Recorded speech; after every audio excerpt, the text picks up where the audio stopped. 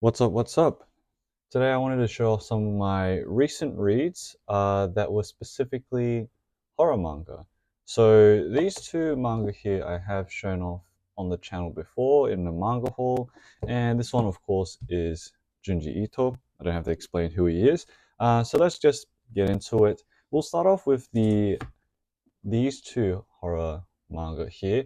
This one on the left is by Kazuo Umezz, titled Kitsune me no Shoujo, which means the fox-eyed girl. And on the right, we have a manga titled The Cursed Doll by Nakano Yumi. So we'll just start off with The Cursed Doll first, because this one here is, I started getting into, well, I'm slowly getting into the shoujo horror scene, specifically with the Hibari Hit Comics publisher. So they do a bunch, or they did a bunch of shoujo horror works, and these specific books, they look so nice, and slowly I'm collecting some of them. So the Cursed Doll, this one was published in 1982, and I tried to find information on Nakano Yumi, but there isn't too much on her because she only put out a couple of tankobon in her career, and according to MangaSeek, at least, she was born in 1951, and when she was 19 years old, she joined Fujio Pro, the production company of Fujio Akatsuka, who's known for his gag manga like Nakano-kun. But yeah, so this manga is called The Cursed Doll. It follows a girl named Lisa. She's a part of a rich family that it, she encounters a doll in the park one day, and this is it here. You know, the titular cursed doll, and she kind of loves it at first. She brings it back home to play with, that sort of thing. And of course, with a lot of shoujo horror, really love the facial expressions of the characters, especially when the actual scary stuff happens. But what it's revealed to be, this doll specifically, is that the mother of Lisa, she actually had a daughter before Lisa, and she had abandoned the daughter because she was ugly, and the daughter is actually the doll. So I guess she came back to life through the body of a doll, something like that. And this is her right now in uh, on a bridge, and the doll goes ahead and just kills the mother out of revenge. So this is the most gory part of the entire manga because not like overall, the cursed doll is not too violent. It's not too gory either. It's more of just like Lisa having to deal with this doll, and after the murder, she's quite oblivious, doesn't really know what's happening. All she knows is that her mum is dead. But as time passes, the doll becomes to, well, like a couple years pass in terms of the story. Lisa's a little bit more grown up, and she still has the doll with her. But as you can see, the doll gets angry because Lisa's friends are over and they don't like it, so she has to shove her into a room. But the doll bites back at Lisa and laughs, and she's like, "Whoa, uh, never had that happen before." So this is the start of the doll's journey to taking over Lisa's body.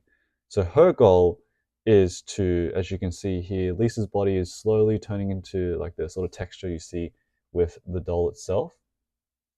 And her goal is to pretty much become a human by stealing Lisa's body parts. So there's this thing that she can do uh, where like their body parts swap, and so as the doll slowly becomes human, Lisa also slowly becomes a doll. So that's the main sort of complication that comes out of this. She learns of everything, by the way. You know, she learns that her mom had died because of the doll. She learns about the doll's origins as it being her sister. So pretty stressful time. Her dad, as well as the doctor, trying to still figure out what's going on with her body. And this is an example where the eyes, the eyes are being swapped. So this is Lisa. Their body parts are slowly being swapped around. That's the doll there. And it just keeps getting worse and worse to the point where the doll actually drowns another one of the like the fiance or relative. Lisa just can't show her face anywhere, so she wears this mask sort of thing. And as we approach the end, it actually gets quite sad because, you know, slowly and slowly Lisa has all her body parts taken away from her. She's just got to go. She just leaves because she can't see her family. She can't face her family. And I was really surprised because at the end, like, overall, the story wasn't like anything crazy or anything. But this is Lisa just by herself, and she makes the decision to, you know, sacrifice herself so that the doll would not, um, you know, take over. So I was like super surprised because there was only a couple pages left. That happened, and then we cut to the last two pages, which is like a complete uh, miracle because Lisa wakes up. Turns out that someone had found her, one of the people in the village before had found her.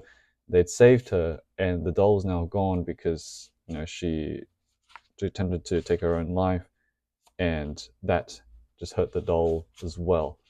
And it ends there with a happy, kind of happy ending. I mean, the mother's still dead, and, you know, it was a big tragedy either way. But yeah, that was The Cursed Doll by Nakano Yumi. In total, I think she has two or three other tankobon that she's released over her career, but not, you know, not too many to find of her. But I just really love this cover here. I'll just zoom in. All the dolls and the very shoujo-esque eyes on her. Very nice cover. But yeah, so that was the first one. I read this one first, and then right after that, because I was on a horror binge, I started reading The Fox-Eyed Girl. So this one was published in 1985. This is the first edition. And of course, a young Umezz picture, which is really cool.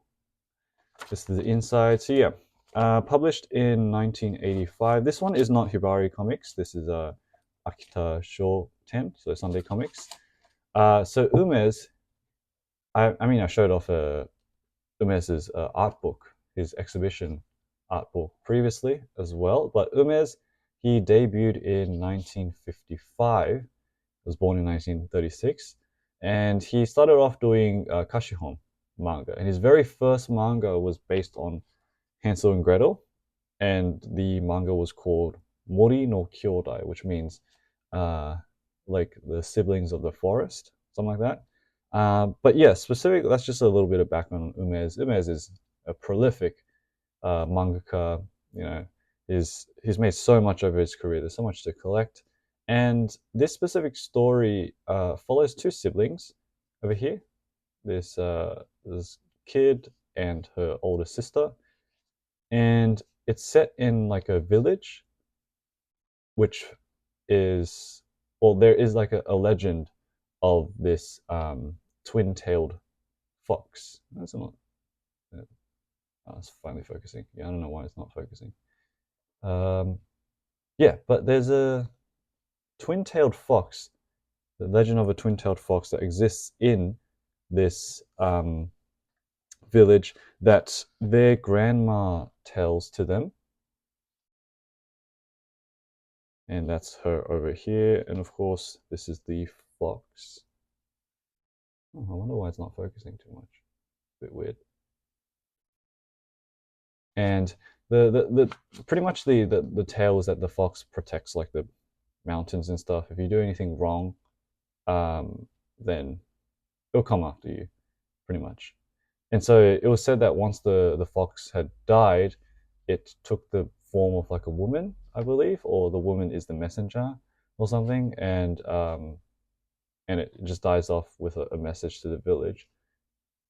And so with Umezz, like sometimes I haven't read all his works, but in this one it's a little bit more lighthearted towards the start because you've got two siblings that like fight all the time, very like mischievous younger sibling as well. I love how Umez draws the hair as well of the girls. And yeah, pretty much they stumble upon this other girl just waiting in a cave. And it turns out that what she's here for is that she's from Tokyo, from the city. She's researching as well the same legend that I talked about in terms of the twin-tailed fox, because our main girl, she also is doing that for like a school project. But the Tokyo girl, she's kind of like she's got an attitude a little bit, so like they don't hit it off or anything. It's not really. It's like a bit of conflict at the start. Baby sister doesn't like her either.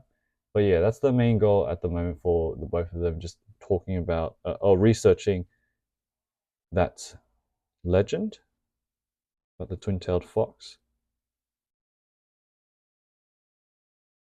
And so what we have is like she as the story progresses, the Tokyo girl, she sort of exhibits signs of being possessed by the twin-tailed fox. And so things start to get rocky from there because we meet this guy who like skins pigs or just other animals. And what happens is that as I said before, with the fox, it punishes whoever uh, damages the environment of the mountain. And because of this man's occupation, his uh, his sibling, I believe, is possessed by the spirit of the fox, and to take revenge on him for killing all those animals, it tries to uh, just kill him instead. So the spirit starts taking over. It's taken over that Tokyo girl. Got the signature smile on her face. Bunch of other different things happen. The village also gets involved when they hear of this because the whole village knows about the legend. And so this was a bit confusing though towards the end, but a lot of things happen. The Another like a little fox here appears in the story, and they take care of it. But towards the end, what had happened was that the Tokyo girl, she admits that she was faking it this entire time, like faking being possessed, which is like you know it, okay, you could kind of get that when you were reading it, but towards the end, when the main character sort of summarizes what she learned and all that stuff, she thinks back. So this is like the fox. There's like a lot of coincidences, the fox saving her from a blizzard over here, as you can see. And she sort of thinks, and she's just trapped in thought. Like, was that really a coincidence? Was everything, as the Tokyo girl said, like just fake, just planned for no reason, or was the actual spirit of the fox there? So I found that ending to be a bit, not as strong. Like in general, out of all the Umezz works I've read, this is a bit weak, to be honest, just in my personal opinion. But it still was just fun to read, like an older piece by Umezz.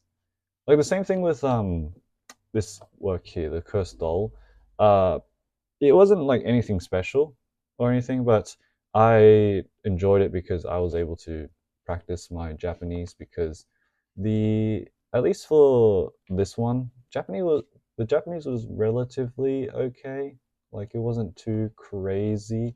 There were a lot of terms here and there, but it's like not too bad. Same with Kitsune no Shoujo is a little bit harder with the Japanese because they talk about like a lot of folk tales and stuff and transformations and whatnot. But yeah, so those were the two shoujo horror reads that I had back to back. Not my favorites or anything, but still great to have and amazing covers too. So we just move on to the last one, which is just a big contrast. This is Junji Ito's Deserter book. So this is from the like there was like an 11 volume complete collection of his works. This is just volume 5 of it. So Deserter was released in 2011, I believe. And I have the entire set of Ito's works, but I like to save his stuff for when I'm like in a reading slump because I know I will usually enjoy his works. So whenever I feel like I'm in a slump, I always just pick it up, um, just to feel, most of like, I know a lot of his stories are like a hit or miss for me, but just the art and some of the concepts are just so interesting. Like for example, this is one of my favorite stories. It's about a girl that can take the face of anyone she gets close to, and so the class devises a plan to like trap her by wearing all of these masks, like oni masks and tengu stuff, to the point where, wait, is that a Kamen Rider? Is that this also reminds me of like I don't know, Golden Experience or something from JoJo. But like because she assumes the face of those around her, her face becomes an amalgamation of all of these different characters. Yeah, you've got Ultraman there. I believe there's like what other references were there? There we go. We've got Kitaro from Mizuki Shigeru's Gegege no Kitaro. You've also got is that Blackjack by Tezuka Osamu as well. So yeah, a little couple of Easter eggs in there. Um, but yeah, of course, Junji Ito is always a pleasure to read. I started reading his stuff back in oh man, maybe 2019, something like that. I mean, the popularity of his works skyrocketed during COVID, and he's like a powerhouse in the West right now. You will find any bookstore pretty much that houses any sort of comics or manga to have his works.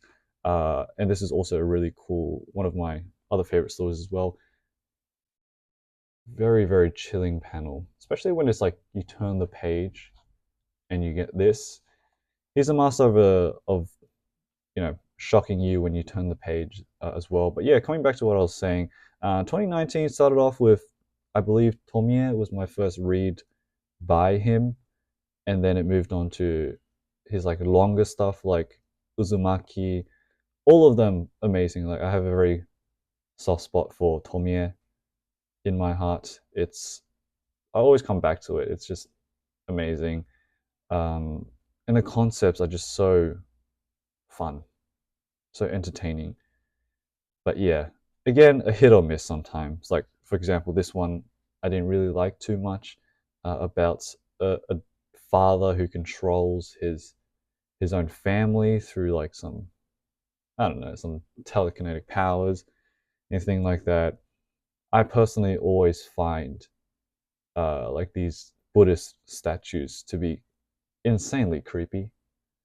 Just growing up and seeing them in temples and stuff, I've just always it's not that I've hated them, but it's just that they're so creepy. I don't know what's with the faces. I don't know too much about like Buddhism in general, but great panel here. But I think anything like one of the scariest things visually to me are just those statues, creepy as hell. Got a story about sirens like not the mythical creature, but like actual sirens, on top of here.